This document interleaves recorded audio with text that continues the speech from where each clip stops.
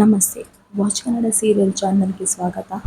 ಮೊದಲು ನಮ್ಮ ಚಾನಲ್ನ ಸಬ್ಸ್ಕ್ರೈಬ್ ಮಾಡಿಕೊಡಿ, ನಂತರ ವಿಡಿಯೋನ ಪೂರ್ತಿಯಾಗಿ ನೋಡಿ. ಇನ್ನು ಪ್ರಾರಂಭದಲ್ಲಿ ಮನೆಯಲ್ಲಿ ಎಲ್ಲರೂ ಕೂಡ ಟೆನ್ಷನ್ ಮಾಡ್ಕೊಂಡಿರ್ತಾರೆ. ಯಾಕಂದರೆ ಮಹಿ ರಾತ್ರಿ ಆದರೂ ಬಂದಿರಲ್ಲ.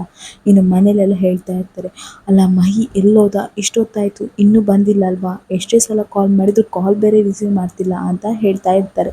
ಇನ್ನು ಕಂಠಿ ಹೇಳ್ತಾನೆ, ಅಣ್ಣ ನೀನು ಕಾಲ್ ಮಾಡೋಣ ಅಂತ ಹೇಳಿ ಮುತ್ತು ಹೇಳ್ತಾನೆ. ಆಗ ಮುತ್ತು ಹೇಳ್ತಾನೆ, ಇವಾಗ ನಾನು ಕಾಲ್ ಮಾಡೋದು ಮುಖ್ಯ ಅಲ್ಲ ಚಂದನ, ನೀನು ಕಾಲ್ ಮಾಡು. ನೀನು ಕಾಲ್ ಮಾಡಿದರೆ ಅವ್ನ ಫೋನ್ ರಿಸೀವ್ ಮಾಡ್ತಾನೆ. ನಮ್ಮ ಯಾರ ಫೋನ್ ಕೂಡ ಅವ್ನು ರಿಸೀವ್ ಮಾಡ್ತಿಲ್ಲ, ಆದರೆ ನಿನ್ನ ಫೋನನ್ನು ನಿಜವಾಗ್ಲೂ ಅವ್ನು ರಿಸೀವ್ ಮಾಡ್ತಾನೆ ಅಂತ ಹೇಳ್ತಾನೆ ಮುತ್ತು. ಇನ್ನು ಚಂದನ ಕಾಲ್ ಮಾಡ್ತಾಳೆ. ಚಂದನ ಕಾಲ್ ಮಾಡಿದಾಗ ಮಹಿ ಫೋನ್ ರಿಸೀವ್ ಮಾಡ್ತಾನೆ. ಆಗ ಚಂದನ ಹೇಳ್ತಾಳೆ, ನೋಡು ಮಹಿ, ಫೋನ್ ಕಟ್ ಮಾಡಬೇಡ, ಇನ್ನು ಅರ್ಧ ಗಂಟೆಯಲ್ಲಿ ನೀನು ಈ ಮನೇಲಿ ಇರಬೇಕು, ನಾನು ಆರ್ಡರ್ ಮಾಡ್ತಿದ್ದೇನೆ, ನೀನು ಈ ಮನೇಲಿ ಇರಬೇಕು ಅಂತ ಹೇಳಿ ಫೋನ್ ಇಡ್ತಾಳೆ.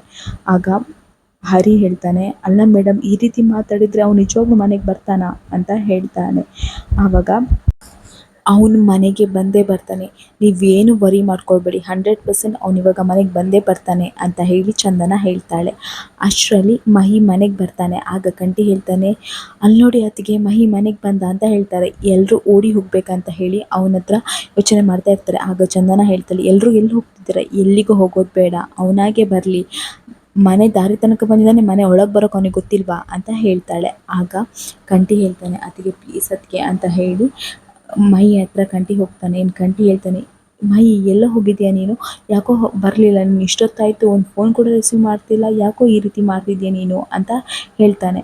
ಆಗ ಮಹಿ ಹೇಳ್ತಾನೆ, ಹೋಗಿ, ನಿಮ್ಗೆ ಯಾರಿಗೂ ನನ್ನ ಮೇಲೆ ಪ್ರೀತಿನೇ ಇಲ್ಲ, ಸುಮ್ಮನೆ ನಾಟಕ ಮಾಡ್ತಿದ್ದೀರಲ್ವ, ನಾನು ಇಷ್ಟೊತ್ತಾಯಿತು ಮನೆಗೆ ಬರಲಿಲ್ಲ, ಆದರೂ ನಾನು ಹುಡ್ಕೊಂಡು ನೀವು ಬರಲೇ ಇಲ್ಲ ಅಲ್ವಾ ಅಂತ ಹೇಳ್ತಾನೆ. ಇನ್ನು ಹರಿ ಹೇಳ್ತಾನೆ, ಮಹಿ ನಾನು ಹುಡ್ಕೊಂಡು ಬರಬೇಕಂತ ಮಾಡಿದ್ವಿ ಕಣೋ, ಆದರೆ ಏನು ಮಾಡಲಿ, ಚಂದನ ಮೇಡಮ್ಮೇ ಬರೋದು ಬೇಡ, ಹುಡ್ಕೋದು ಬೇಡ ಅಂತ ಹೇಳಿದರು ಅಂತ ಹೇಳ್ತಾನೆ.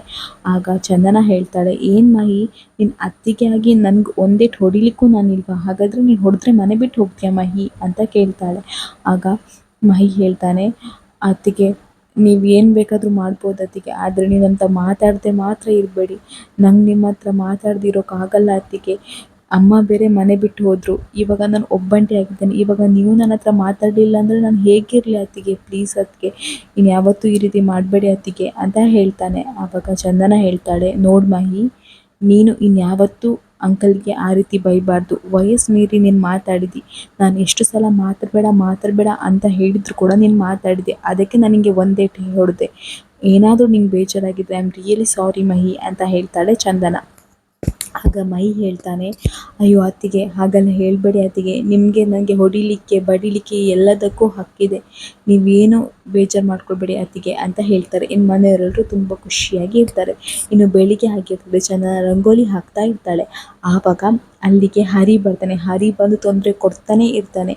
ಇನ್ನು ಚಂದನ ಬೈತಾ ಇರ್ತಾಳೆ, ಏನು ಹರಿ ಈ ರೀತಿ ಮಾಡ್ತಿದ್ದೀರ, ಒಂದು ರಂಗೋಲಿ ಹಾಕೋಕ್ಕೂ ನೀವು ಬಿಡ್ತಾ ಇಲ್ಲಲ್ವಾ ಅಂತ ಹೇಳ್ತಾನೆ.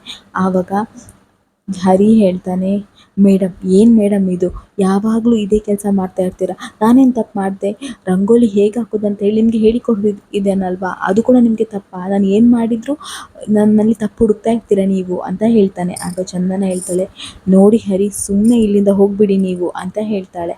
ಆವಾಗ ಹರಿ ನಾಟಕ ಮಾಡ್ತಾನೆ, ಕಣ್ಣಲ್ಲಿ ಏನೋ ಬಿದ್ದಿದೆ ಅಂತ ಹೇಳ್ಕೊಂಡು. ಇನ್ನು ಹರಿ ಹೇಳ್ತಾನೆ, ಅಯ್ಯೋ ಮೇಡಮ್ ಕಣ್ಣಲ್ಲಿ ಏನೋ ಬಿತ್ತು ಮೇಡಮ್ ಅಂತ ಹೇಳ್ತಾನೆ. ಆಗ ಚಂದನ ಗಾಬರಿ ಆಗುತ್ತೆ. ಚಂದನ ಹೇಳ್ತಾಳೆ, ಏನಾಯಿತು ಹರಿ ಅವರೇ, ಏನಾಯಿತು, ಕಣ್ಣಲ್ಲಿ ಏನು ಬಿತ್ತು ಅಂತ ಹೇಳ್ಕೊಂಡು ಕಣ್ಣು ಹತ್ತಿರ ಹೋಗಿ ಊದ್ತಾ ಇರ್ತಾಳೆ. ಆಗ ಹರಿ ನಾಟಕ ಮಾಡ್ತಾ ಇರ್ತಾನೆ, ಅವಳ ಹತ್ತಿರ ಬಂದು ಕಣ್ಣು ಊದಲಿ ಅನ್ನೋದೇ ಅವ್ನ ನಾಟಕ ಆಗಿರ್ತದೆ. ಇನ್ನು ಅದನ್ನೆಲ್ಲ ನಟರಾಜ ನೋಡ್ತಾ ಇರ್ತಾನೆ. ಅವ್ನು ನೋಡಿ ಹೇಳ್ತಾ ಇರ್ತಾನೆ, ಅಲ್ಲ ನನ್ನ ಹೆಸರು ನಟರಾಜ, ಆದರೆ ಹರಿ ನೀನು ನನ್ನ ಮಗ ನಟ ಭಯಂಕರ, ನೀನು ಈ ರೀತಿ ನಾಟಕ ಮಾಡ್ತಿದ್ಯಾ, ತಡಿ ನಿನಗೆ ಮಾಡ್ತೇನೆ ಅಂತ ಹೇಳ್ಕೊಂಡು ಅವನ ಹತ್ರ ಹೋಗಿ ಹೇಳ್ತಾನೆ, ಅಲ್ಲಮ್ಮ ಯಾಕೆ ಈ ರೀತಿ ಕಣ್ಣ ಹತ್ರ ಬಂದು ಊದ್ತಿದ್ಯಾ, ನನ್ನನ್ನು ಯಾರಂತ ಅಂದ್ಕೊಂಡಿದ್ಯಾ, ನಾನು 1972 ಲಾರಿ ಓಡಿಸ್ತಿರುವಾಗ ಎಷ್ಟೆಲ್ಲ ಜನರದ್ದು ಕಣ್ಣಲ್ಲಿ ಧೂಳು ಬೀಜ ತೆಗೆದೇನೆ ಗೊತ್ತಿದೆಯಾ, ನಂಗೆ ಅದ್ರಲ್ಲಿ ತುಂಬ ಎಕ್ಸ್ಪೀರಿಯೆನ್ಸ್ ಇದೆ, ಬಿಡು ನಾನೇ ತೆಗಿತೇನೆ ಅಂತ ಹೇಳಿ ಅವನನ್ನು ಹತ್ತಿರ ಕರೆದು ಕಣ್ಣ ಹತ್ರ ಊದಲಿಕ್ಕೆ ಹೋಗ್ತಾನೆ ನಟರಾಜ. ಆಗ ಹರಿ ಹೇಳ್ತಾನೆ, ಅಯ್ಯಯ್ಯೋ ನನಗೆ ಕಣ್ಣಲ್ಲಿ ಏನೂ ಇಲ್ಲ, ಕಸ ಎಲ್ಲ ಹೋಯಿತು, ಕಣ್ಣಿಗೆ ಕ್ಲಿಯರಾಗಿ ಕಾಣ್ತಿದೆ, ಹಾಗೇನೂ ಇಲ್ಲ ಬಿಡಿ ಅಂತ ಹೇಳ್ತಾನೆ. ಆಗ ಚಂದನಂಗೆ ತುಂಬ ನಗು ಬರ್ತಿರ್ತದೆ, ನಟರಾಜಂಗೂ ತುಂಬ ನಗು ಬರ್ತಿರ್ತದೆ. ಅಲ್ಲಿಂದ ಹರಿ ಎಸ್ಕೇಪ್ ಆಗ್ತಾನೆ.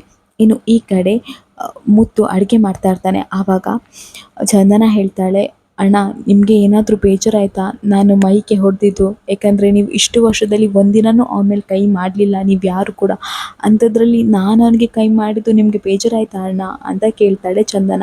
ಆಗ ಮುತ್ತು ಹೇಳ್ತಾನೆ, ಇಲ್ಲ ಚಂದನ, ನನಗೇನು ಬೇಜಾರಾಗಲಿಲ್ಲ. ಏಕೆಂದರೆ ನಿನಗೆ ಅವನಿಗೆ ಹೊಡೆಯುವ ಬೈಯುವ ಎಲ್ಲ ಅಧಿಕಾರವೂ ಇದೆ. ಆದರೆ ಅವ್ನು ಸಣ್ಣ ಹುಡುಗ ಅಲ್ಲ, ಅದೊಂಚೂರು ನನಗೆ ಬೇಜಾರಾಯಿತು ಅಷ್ಟೇ ಅಂತ ಹೇಳ್ತಾನೆ. ಆಗ ಚಂದನ ಹೇಳ್ತಾಳೆ, ಸಣ್ಣದಿರುವಾಗಲೇ ಅವರಿಗೆ ಬುದ್ಧಿ ಹೇಳಬೇಕಣ್ಣ. ಅವನ ಅಂಕಲಿಗೆ ಯಾವ ರೀತಿ ಎಲ್ಲ ಮಾತಾಡ್ದ ನಿಮಗೆ ಗೊತ್ತಿದೆ. ಅಂಕಲ್ ಅದು ಏನು ತಪ್ಪು ಇಲ್ಲ, ಅದು ನಿಮಗೆ ಗೊತ್ತಿದೆ. ಹಾಗಿರುವಾಗ ಅವನು ಇದೇ ರೀತಿ ಮಾತಾಡ್ಕೊಂಡು ಹೋಗ್ತಾ ಇದ್ದರೆ ಮುಂದೆ ಇನ್ನು ಯಾವ ರೀತಿ ಮಾತಾಡ್ಬೋದು ಅವನು? ಅದಕ್ಕೆ ಅವನಿಗೆ ಬುದ್ಧಿ ಕಲಿಸ್ಬೇಕು, ಅವನಿಗೆ ಸ್ವಲ್ಪ ಚುರುಕು ಮುಟ್ಟಿಸ್ಬೇಕಂತ ಈ ರೀತಿ ಮಾಡಿದೆ ಅಣ್ಣ ಅಂತ ಹೇಳ್ತಾರೆ. ಆಗ ಮುತ್ತು ಹೇಳ್ತಾನೆ, ಹೌದು ಚಂದನ, ನೀನು ಮಾಡಿದ್ದೆ ಸರಿಯಾಗಿದೆ ಅಂತ ಹೇಳ್ತಾನೆ. ಇಲ್ಲಿಗೆ ಈ ವಿಡಿಯೋ ಮುಗಿಯುತ್ತೆ. ಮುಂದೇನಾಗುತ್ತೆ? ಮಹಿಗೆ ತನ್ನ ಅಮ್ಮನ ಕರಾಳ ಸತ್ಯ ಗೊತ್ತಾಗುತ್ತಾ? ನಟರಾಜ ಅವ್ರ ಅಪ್ಪ ಅಲ್ಲ ಅನ್ನೋ ಸತ್ಯ ಗೊತ್ತಾಗುತ್ತಾ? ಎಲ್ಲನೂ ಮುಂದಿನ ವಿಡಿಯೋದಲ್ಲಿ ನೋಡೋಣ. ಅಲ್ಲಿಯವರೆಗೂ ನಮ್ಮ ವಾಚ್ ಕನ್ನಡ ಸೀರಿಯಲ್ ಚಾನಲ್ನ ದಯಮಾಡಿ ಸಬ್ಸ್ಕ್ರೈಬ್ ಮಾಡ್ಕೊಳ್ಳಿ. ನಿಮ್ಮ ಬೆಂಬಲ ಸದಾ ನಮ್ಮ ಮೇಲೆ ಹೀಗೆ ಇರಲಿ.